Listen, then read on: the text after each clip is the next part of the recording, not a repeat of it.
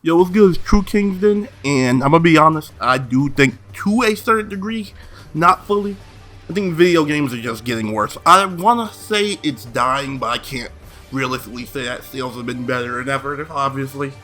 But video games are definitely overall getting worse, and they're allowed to get worse for a few reasons. But I think one of the big things is bang for your buck is gone. Like, some games, DLCs were damn near second games. Now, DLC is buy an outfit, or buy the opportunity to get an outfit, or get a character. Or maybe get a character. No, getting a character is not a problem, but getting a character by rolling, basically, aka gacha games, or games with gacha systems, is ass. Like, you want to play Apex? Cool. You could buy an outfit, or you can roll for a chance to get that outfit, and that's basically the gist of it. Get an event from time to time, get a mode, they'll show up, but it's only going to be there for like a week or two until the event's over. And then hope that mode ever comes back.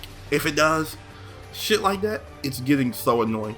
If you don't know, on Twitch I've been playing Borderlands 2.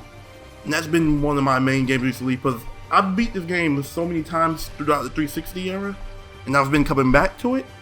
And I'm playing with, in my opinion, the most boring kid, and I'm having an amazing time. And then I remembered, as I was playing it, I'm playing the Handsome Collection, which comes with all the DLC. So I don't even know this. I haven't even touched the DLC yet, and I'm replaying this game like 3 times already. But, so just like my 20th plus 30th damn near time beating this game, and I'm still playing it, and I'm not even doing DLC right now. And as I was playing it, I forgot how much value you got out of the DLC since it comes with it. You don't have to buy it, so I'm not even thinking about it at the time. But even at the time when most of those DLCs came out, they were $10. So Borderlands has 4 main DLCs. I guess you could say 5 because one came out way later to set up the story of Borderlands 3. But as I was thinking about it, I was like, $10 got you more levels to work with.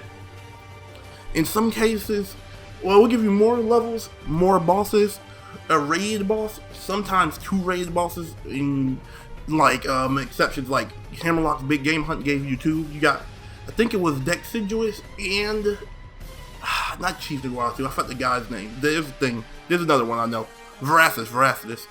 So you get 2 raid bosses. You get, of course, new bosses, a whole new story. You pretty much get another whole ass like 5-6 story chapters.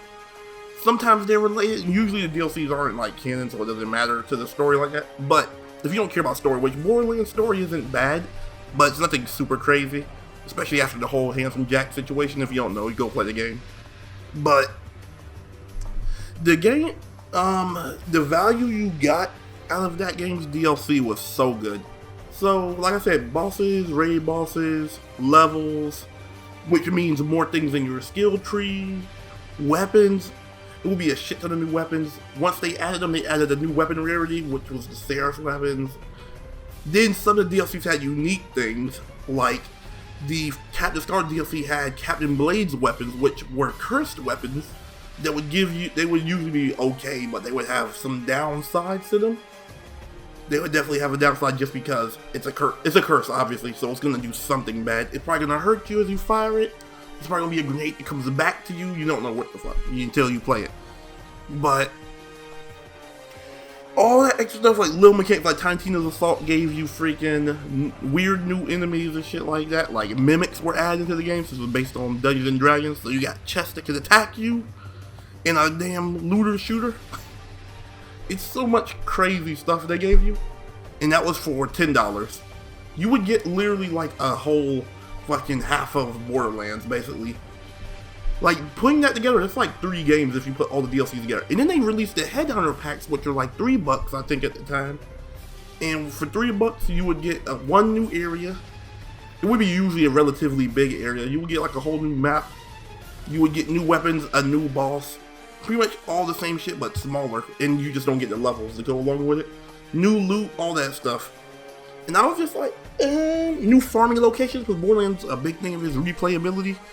So, if there's new farming location, that means that's more replayability for a better chance of getting weapons that had shitty drop rates elsewhere.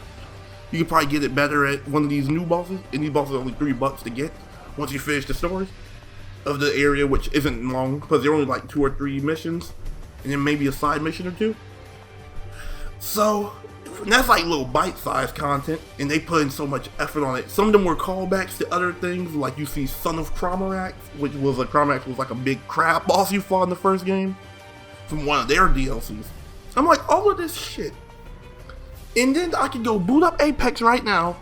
I can boot up Apex, spend $10, and only roll the gacha or buy the battle pass, because nothing else is gonna be worth it.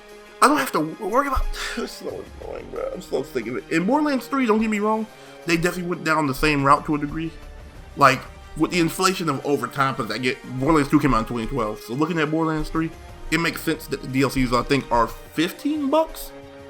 They're either 15 or 20, I think. I can't remember. But the DLCs are like $15. The season pass, I think, is 60. So you pretty much pay for another game. But that's the thing, the amount of content you get is another game's worth of content. So I'd be okay with that. But of course they still have like cosmetics you can just straight up buy at the store, which I saw that coming eventually. And it's part of the times, but at least you can just ignore that and get actual content. You can get actual bang for your buck if you fucking want. Not bang your buck of, oh, let me spend some money and hope I get what I want, or spend $15 on $20 on an outfit that I can't even see most of the time. Like, in terms of like Apex, you're not gonna see your character that often. But I just had to get that off my chest. I've been pissed about it. So I've been playing older games. Even when I'm looking through the store, in PlayStation Store, the Steam Store, I'm like, shit, there's no games I really care about coming out. Everything I was hyped about, I lost the hype for. Persona 3 Reload, I was like, maybe I'll play this, but Persona series isn't really my cup of tea. Persona 5 is amazing. I don't care for Royal, and I don't care for Persona 4 like that. I own it. I've just barely played it. Maybe one day I'll come back to it. I just start over, but I can't. So I'm just kind of burned out when it comes to a lot of these games. So Borderlands got my attention. I got the whole series. I'll probably be slowly playing through that. Monster Hunter is holding my attention for now, so I'll probably be on that as well. So if you want to see me get clapped with my hunting horn, you just go over there on Twitch. I'll probably be on it from time to time. And then there's Cuphead. But that's all I'm gonna say for now. Thank y'all for listening to this shit. I'm still trying to figure out what games I'm gonna be mostly playing. It's looking like it's Borderlands for now, but I gotta find another like online game that keeps my attention outside of Monster Hunter. I don't have like a competitive game right now. We'll see though. And it's Kingston. We out this bitch. Everybody take it easy.